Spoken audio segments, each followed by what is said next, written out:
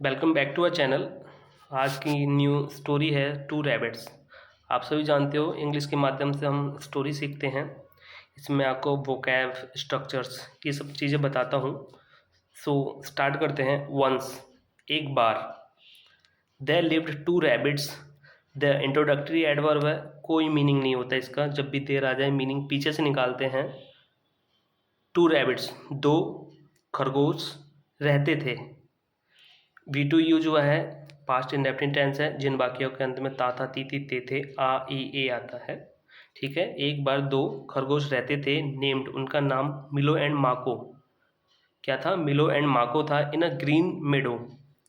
अब देखो, मेडो का मतलब होता है घास का मैदान, ग्रीन मतलब हरा। एक बार दो खरगोश मिलो एंड माको रहा करते थे एक हरे भरे घास के मैदान में। दे लिव्ड, वे रहते थे इन सेपरेट बरो। अब देखो, बरो का मतलब होता है, यहाँ एस लगा हुआ है तो बरोज हो जाएगा। खरगोश के बिल को कहते हैं बरो।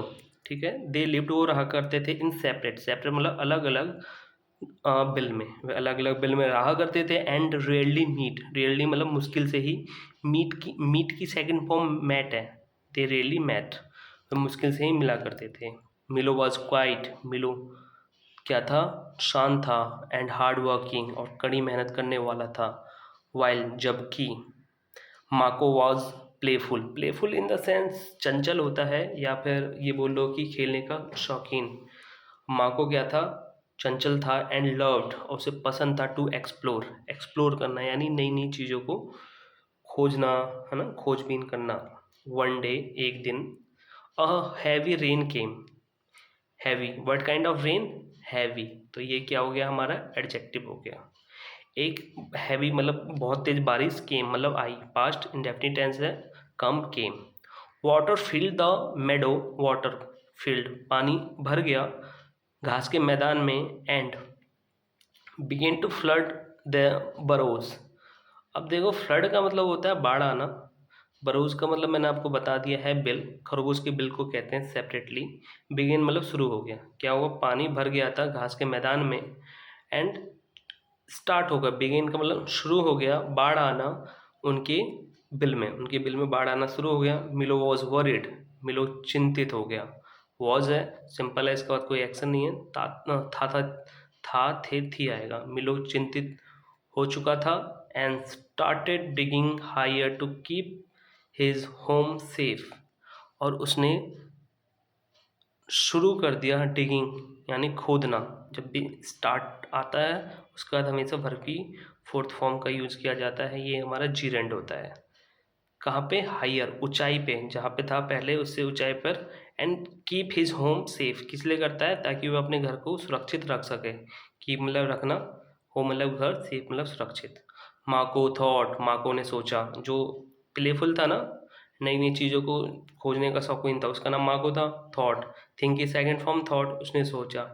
It was just a game, ये सिर्फ एक गेम है और कुछ नहीं है। बारिश आधे घंटे में 10 मिनट में रुक जाएगी। And keeped playing in the rain, और वह बारिश में खेलता रहा।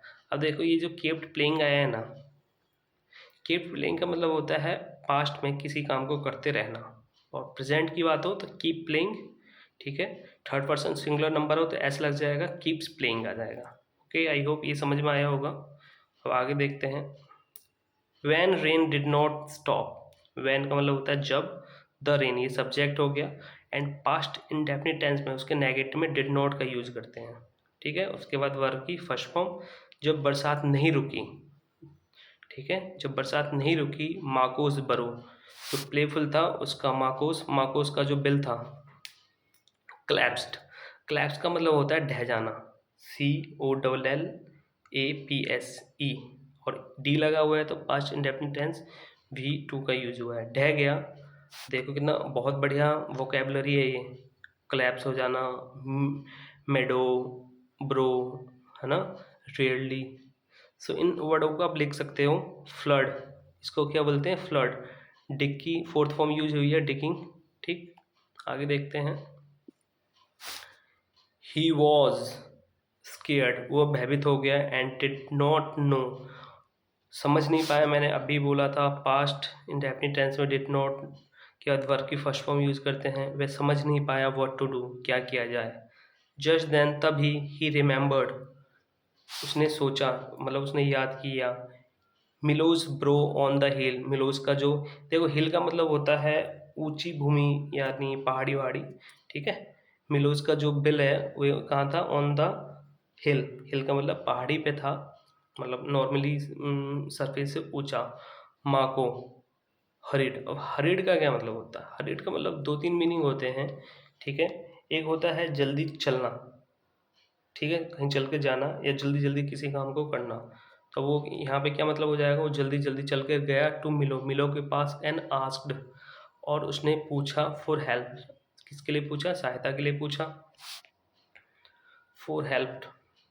मिलो डिड नॉट गेट एंग्री, मिलो गुस्सा नहीं हुआ, ठीक है। गेट के बाद वर्ब की फर्स्ट फॉर्म, ठीक है, ओह सॉरी, गेट के बाद गेट है ये, डिड नॉट के बाद वर्ब की फर्स्ट फॉर्म यूज हुआ है, जो पास्ट इंडेफिनिट टेंस का रूल है, ठीक। और ये जो गेट है लिंकिंग वर्ब है, लिंकिंग वर्ब के बाद हमेशा एडजेक्टिव या फिर नाउन आता है। ये हमारा एडजेक्टिव है angry. He welcomed Marco and share his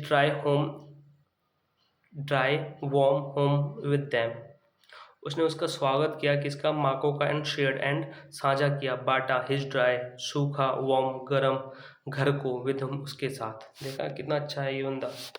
they walk together, उन्होंने साथ में काम किया, टू मेक, बनाने के लिए, देयर, अपने, यहाँ पे ये बरो आएगा, बरो है ना, इनके क्या बनाने के लिए उन्होंने साथ में काम किया करा, बिल को, अपने बिल को, तो यहाँ क्या आएगा, बरो आएगा।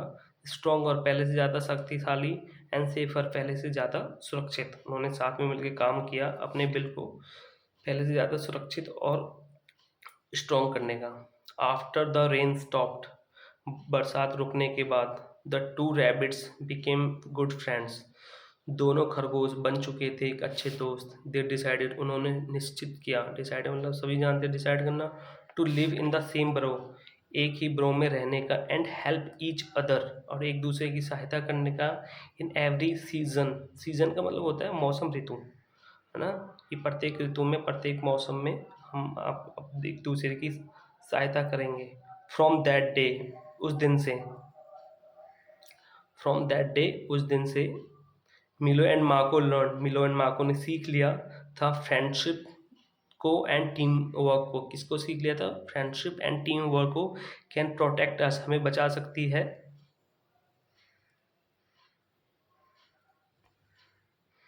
हमें बचा सकती है किसमें, इन टाइम्स ऑफ ट्रबल, ट्रबल का मतलब होता है मुसीबत के समय में। तो उन्होंने क्या सीख लिया, उन्होंने सीख लिया था फ्रेंडशिप एंड टीम वर्क, मुसीबत के समय में हम सभी को बचा सकती है। आई होप स्टोरी समझ में आई होगी। सो प्लीज़ इस तरह की स्टोरी को देखिए, ठीक है, जिससे आपकी इंग्लिश इम्प्रूव हो, और मैंने सही से पढ़ाने की कोशिश अ, की है, ठीक है। सो अगर कुछ कमी है, या अगर आप चाहते हो कि आपके पास कोई बुक है, या किसी पर्टिकुलर इंग्लिश के टॉपिक पे पढ़ना चाहते हो, तो you can message me, okay. So keep learning, keep supporting, and subscribe कर लो यार चैनल को, ताकि कॉन्फिडेंस आए और मैं अच्छी अच्छी वीडियोज़ दे सकूँ, इस पर और टाइम दे सकूँ। Okay, thanks for watching.